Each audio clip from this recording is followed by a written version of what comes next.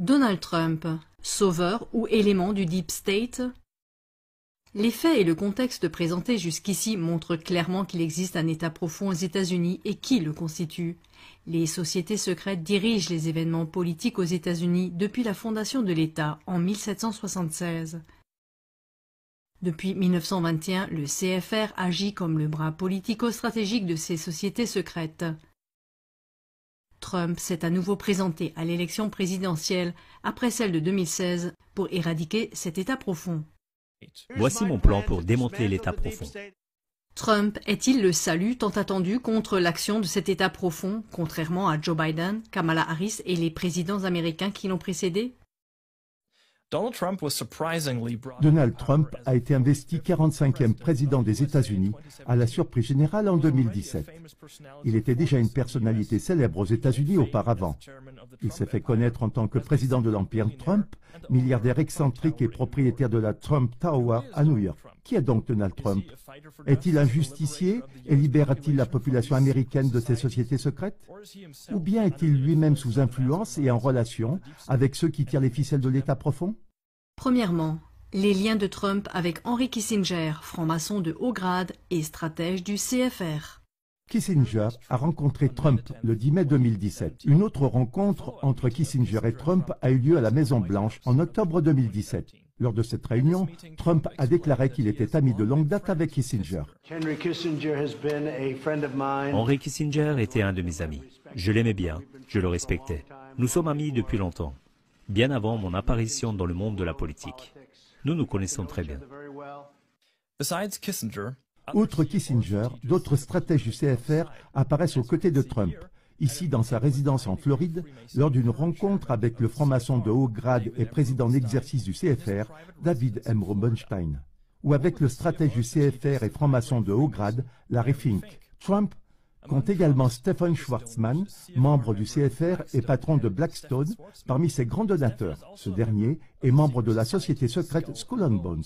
Alors que Trump entretient des contacts intensifs avec la franc-maçonnerie de haut niveau, il se présente lui-même en public, comme de nombreux présidents américains avant lui, comme un chrétien fervent. Les leaders chrétiens américains, ainsi que des millions de chrétiens évangéliques, et donc un groupe crucial d'électeurs, se rangent donc derrière Trump et placent leur espoir en lui. Trump a reçu une formation jésuite à l'université Fordham de New York. Ses enfants, Eric, Ivanka et Tiffany, ont étudié à l'université de Georgetown à Washington, D.C., dirigée par des jésuites. Les jésuites sont la plus grande communauté religieuse au sein de l'Église catholique. Il ressort d'une entrée du dictionnaire maçonnique international que la création des sociétés secrètes maçonniques et des grades maçonniques au XVIIe siècle s'est faite en grande partie sous l'influence des jésuites. Depuis son enfance, Donald Trump fréquente le Marble Collegiate Church. Il a participé aux services dominicaux pendant 50 ans.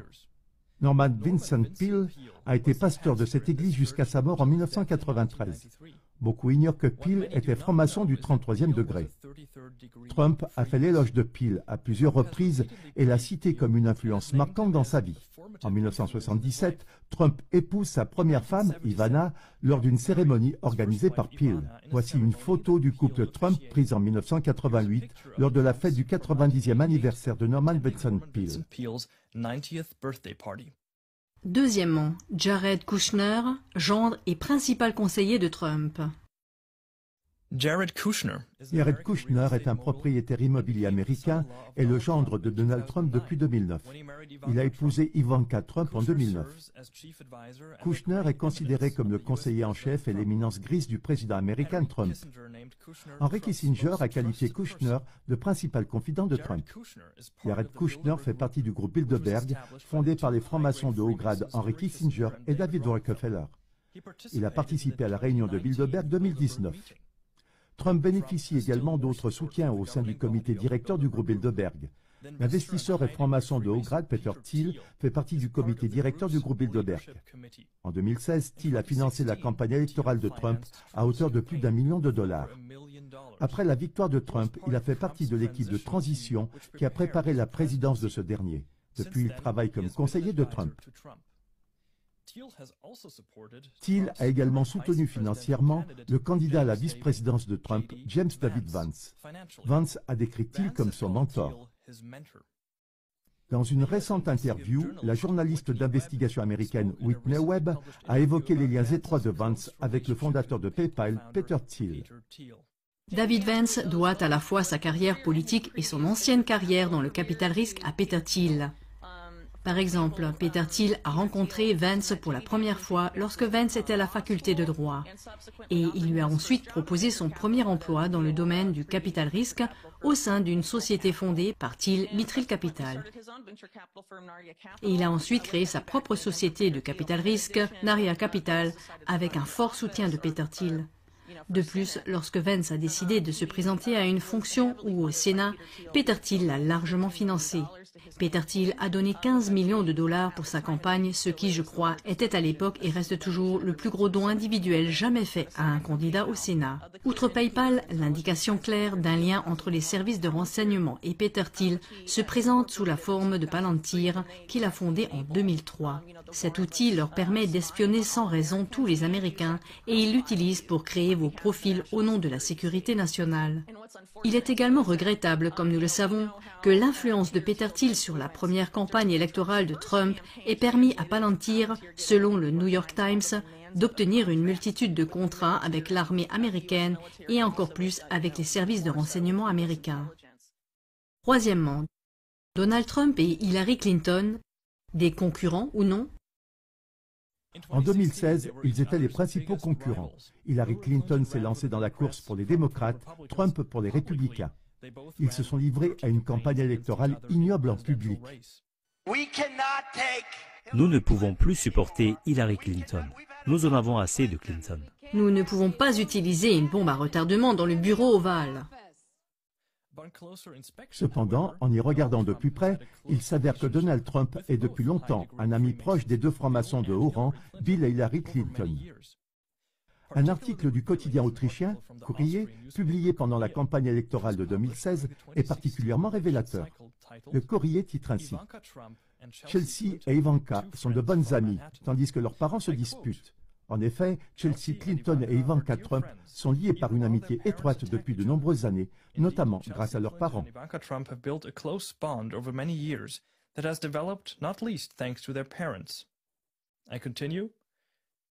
Nous étions déjà amis bien avant ces élections, a clairement déclaré Chelsea Clinton par exemple, et nous le serons encore après ces élections.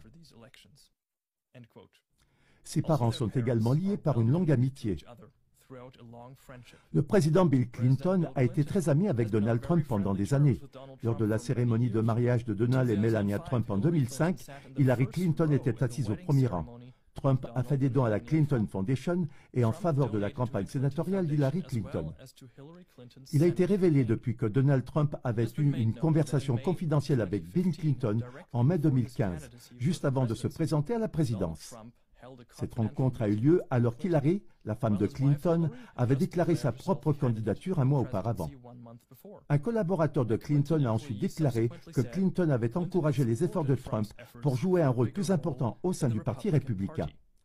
Lors de la campagne électorale qui a suivi, Donald Trump a promis d'ouvrir une enquête sur Hillary Clinton s'il était élu président et de la mettre en prison pour ses nombreux crimes. « Enfermez-la » est devenu un slogan de la campagne électorale de Trump. Lock her up was turned into a slogan by the Trump election campaign. Dès le début de son mandat, Donald Trump a parlé d'une enquête immédiate et en cours. Hillary fera probablement l'objet d'une enquête pendant de nombreuses années qui se terminera probablement par des poursuites pénales. Hillary Clinton fera l'objet d'une enquête pendant une longue période pour ses nombreux crimes contre notre pays, notre peuple et notre démocratie. And this turned out to be a lie after the election campaign. Après l'élection, cela s'est avéré être un mensonge. Trump a mis fin à toutes les enquêtes sur Hillary Clinton. Le président élu américain, Donald Trump, ne veut pas pousser plus loin l'enquête sur la candidate démocrate Hillary Clinton battue aux élections. Trump n'a pas l'intention d'enquêter plus avant sur l'utilisation par Hillary Clinton d'un serveur privé pour ses emails lorsqu'elle était secrétaire d'État, ni sur les pratiques remises en question de la fondation Clinton. La compétition entre Trump et Hillary Clinton n'était-elle qu'une mise en scène, comme la campagne présidentielle entre George W. Bush et John Kerry en 2004? Le duel entre républicains et démocrates avait alors tourné à l'avantage de Bush. On a cependant appris que les deux concurrents présumés sont membres de la même société secrète. Kerry a été admis dans la société secrète Skull and Bones de Yale en 1966, Bush 2 ans plus tard. Quatrièmement, Donald Trump avec Bill et Hillary Clinton dans le réseau de Jeffrey Epstein. Autre point commun entre Donald Trump et Bill et Hillary Clinton, leurs liens étroits avec Jeffrey Epstein. Jeffrey Epstein, financier américain et délinquant sexuel, a dirigé un réseau de trafic sexuel de mineurs pendant environ 20 ans. Des victimes font état de trafic sexuel et d'agressions sexuelles qui auraient eu lieu dès 1996. Au total, on estime qu'il y a au moins 100 victimes, mais le nombre de cas non déclarés est certainement beaucoup plus élevé. L'affaire Epstein a fait grand bruit dans le monde entier. Jeffrey Epstein a été incarcéré en 2019 et a été retrouvé mort dans sa cellule peu de temps après. Epstein était membre du CFR. Parmi ses amis figuraient notamment Donald Trump et Bill Clinton. Trump avec sa future épouse Melania, Jeffrey Epstein et Ghislaine Maxwell. Trump avec le délinquant sexuel Epstein lors d'une fête à Palm Beach en Floride. Dans une interview accordée au New York Magazine en 2002, Trump a déclaré « Je connais Jeff depuis 15 ans. C'est un type génial. C'est très amusant d'être avec lui. » Lors du procès de la complice et associée d'Epstein, Ghislaine Maxwell, en 2021, il a été révélé que Trump avait voyagé plusieurs fois en tant que passager dans le jet d'Epstein dans les années 1990. Epstein utilisait l'avion entre autres pour emmener les filles mineures et les invités exclusifs sur son île privée. C'est pourquoi l'appareil est également appelé Lolita Express dans les médias. Nous savons grâce au protocole de vol déjà publié que Bill Clinton, Donald Trump ainsi que le prince britannique Andrew faisaient souvent partie des passagers à bord. Clinton est en fait cité 26 fois comme passager, Donald Trump est cité au moins 7 fois comme passager. Le 16 avril 2019, Maria Farmer, l'une des victimes d'Epstein, a déposé une déclaration sous serment devant le tribunal fédéral de New York. Elle y explique qu'elle et sa sœur Annie ont été abusées sexuellement par Epstein et Maxwell à différents endroits. Maria Farmer a rapporté dans une interview ultérieure qu'elle avait vu Donald Trump ainsi que Bill et Hillary Clinton aller et venir chez Epstein. J'ai nommé tout le monde, j'ai nommé Donald Trump, j'ai nommé tous ceux que je considérais comme des co-conspirateurs. Donald Trump et absolument les Clinton, ce sont des gens que j'ai vus entrer et sortir. Je savais qu'ils faisaient partie de tout ça. En revanche, Trump se présente en public comme un sauveur contre le trafic sexuel d'enfants. Lorsque Trump a pris ses fonctions présidentielles en 2016, il a promis d'utiliser toute la force de son administration pour mettre fin à la traite des êtres humains. En avril 2018, Trump a signé à grand renfort de publicité une loi contre le commerce sexuel et contre l'exploitation des enfants. Mon gouvernement exerce une pression sans précédent sur les trafiquants d'êtres humains dans le pays et à l'étranger, et nous libérons constamment des victimes innocentes. Je veux qu'il soit clair aujourd'hui que mon gouvernement se concentrera sur la fin de la pratique absolument horrible qu'est la traite des êtres humains. Nous défions les régimes étrangers qui encouragent ce terrible fléau qu'est le commerce du sexe. Dans quelle mesure peut-on faire confiance pour la lutte contre le commerce du sexe à quelqu'un qui visiblement en fait partie? Interrogé sur la volonté de Trump d'ouvrir les dossiers de Jeffrey Epstein, Trump a déclaré ceci dans une interview accordée à Fox News en juin 2024. Si vous étiez président, vous pouvez répondre à ces questions par oui ou par non. Déclasseriez-vous les dossiers du 11 septembre? Oui. Accepteriez-vous de déclassifier les dossiers de John Fitzgerald Kennedy? Oui. Déclasseriez-vous les dossiers Epstein? Oui, je le ferai. Je pense que je le ferai.